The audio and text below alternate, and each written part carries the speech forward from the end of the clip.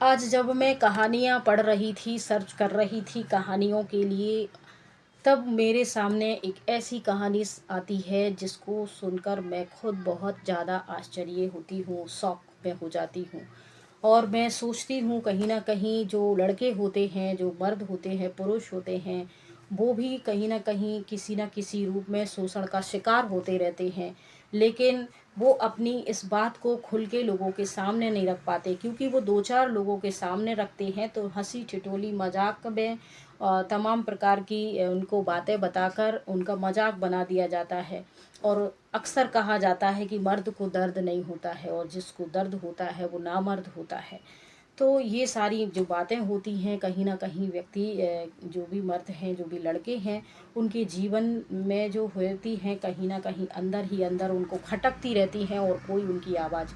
ऐसा ही मुझे एक केस मिला था जिसमें एक लड़के ने आप बीती अपनी बताई हुई है कि मेरे साथ कैसे गैंग रेप हुआ। इसको गैंग रेप ही कहेंगे।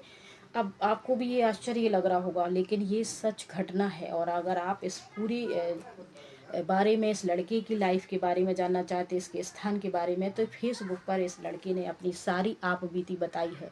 क्योंकि अपने घर परिवार, अड़ोस पड़ोस और अपने दोस्तों को जब इस लड़के ने अपने गैंग रेप के बारे में बताया, तब इसका ही मजाक बनाया गया।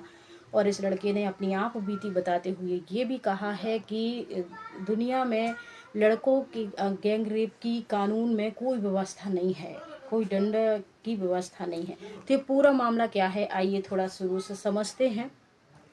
तो ये एक लड़का होता है 8 साल का, 7-8 साल का छोटा ही लड़का होता है। ये अपने चाचा के घर जाता है। तो चाचा इसके साथ पहली बार ये गंदी हरकत करते हैं। पहली बार इसको अजीब लगता है, तकलीफ होती, दर्द भी होता है, लेकिन इसके जी कुछ ऑब्जेक्शन उठाता, विरोध करता, उससे पहले ही इसके चाचा इसको ये कहकर शांत करा देते हैं कि ये सब नॉर्मल है, होता ही है। पहली बार बड़ा अजीब हुआ, लेकिन फिर 2-4 बार जब इस लड़के के साथ ऐसा हुआ, तब ये लड़का खुद ही जब चाचा के घर जाता, उनके सामने खुद ही बिस्तर पर जाके लेट जाता। एक मासूम सा लड़का, उसको पता भी नहीं है कि ये सब क्या है। और इससे भी भयानक जो बात है इसकी माँ की, दोबारा जो आप सुनेंगी तो आप भी सिहर उठेंगे अंदर से। आप भी ये सोचेंगे कि लड़के भी लड़कियों की तरह कितनी अंदर से हीन भावना अपने प्रति, आत्मसम्मान को लेकर चिंतित हैं, और उनके साथ भी कैसे कैसे लोग कृत होते हैं। लेकिन तुम लड़के हो ये सब, और वैसे तो बताते हैं तो कोई उनकी बातों पे विश्वास नहीं करता है। पर इस लड़की की बात पे शुरू में तो मुझे तो ये बात में कितनी सच्चाई है नहीं है, लेकिन कहीं न कहीं मुझे ऐसा लगता है कि बहुत सारे लड़के जो हैं शोषण का शिकार होते हैं, लेकिन वो अपनी बात शर्म की वजह से, या कोई उन पर यकीन नहीं करेगा, जो भी वजह रहती होगी, बता नहीं पाते होंगे। और मुझे ऐसा लगा कि मुझे शायद इस बारे में बातचीत करनी चाहिए, तो फिर मैं आप लोगों के साथ ये कहानी शेयर कर रही हूँ। फिर उसके बाद ये लड़का जाता है तो खुद ही बिस्तर पे सो जाता है। फिर उसके चाचा, ऐसे करके 4-5 साल गुजर जाते हैं और ये लड़का 12 साल का हो जाता है। जब ये लड़का 12 साल का होता है, तब चाचा के दोस्त भी आकर इस लड़के के साथ दरिंदगी करते हैं। और इस लड़के को दर्द भी होता है, रोना भी आता है, और ये खून भी आता है। लेकिन ये सब उसके चाचा कहते हैं कि मर्द को दर्द नहीं होता है, और जिस मर्द को दर्द होता है वो नामर्द होता है। तो हम सब लड़के स्ट्रांग हैं, ये वो कह के उसे चुप करा देता था। ये लड़का कुछ कह नहीं पाता था। अपने घर जब जाता था तो छोटी छोटी बात पर रोता था, खुल के रोता था। जैसे घर में कोई गलती हो गई, छोटी सी बात हो गई, किसी ने डांट दिया, कुछ किया, तो वो अपनी इस पीड़ा को इस तरीके से गल माना दूसरी वजह खोजता था रोने के लिए, अपना दर्द निकालने के लिए। तब ये लड़का जी भर के रोता था। ऐसे करते करते 18 साल का ये लड़का जब होता है, पढ़ता लिखता है आगे, सही गलत, गुड टच बैड टच, और इसके बारे में जब इसको जानकारी होती है, तब इसको ये फील होता है कि ये गलत है। और फिर जब 18 साल का ये होता है और चाचा इसके पास आते हैं, तब ये जाके चाचा को एक लात मारता है और कहता है बस अब नहीं। अब उसे ये एहसास हो गया था कि ये गलत है, और अब तक जो भी मेरे साथ इन 11 सालों में हुआ है वो सब कुछ गलत है। और वो अपनी माँ के पास जाता है और स्पष्ट रूप से अपनी माँ को बताता है। तब उसकी माँ जो होती है भौचक्की रह जाती है।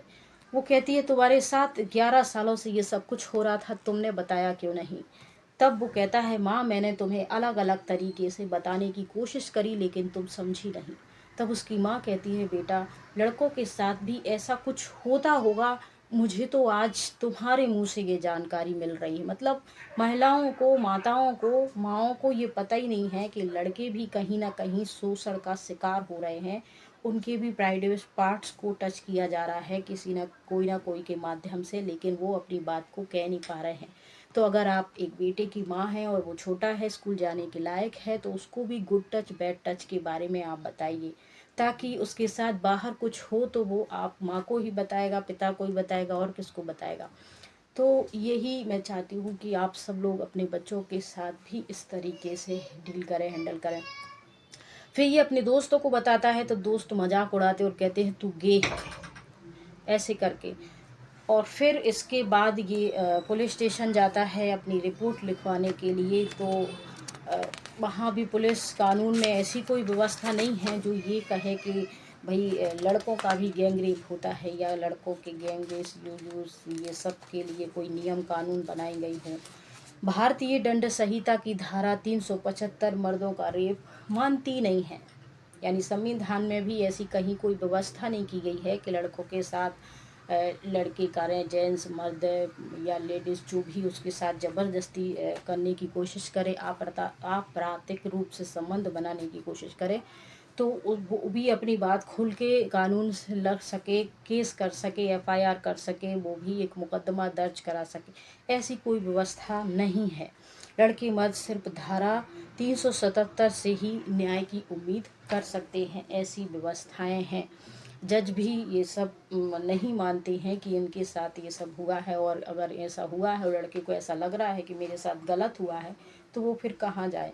जब सब जगह से वो समझ गया कि कहीं से हमें कोई मदद नहीं मिलेगी, 11 साल तक हमारे साथ जो कुछ भी हुआ सो उसको हम एक बुरा सपना समझ के भूल सकते हैं, लेकिन आगे से किसी और लड़के के साथ ऐसा ना हो, इसकी मुहिम उसने चलाने की संकल्प की।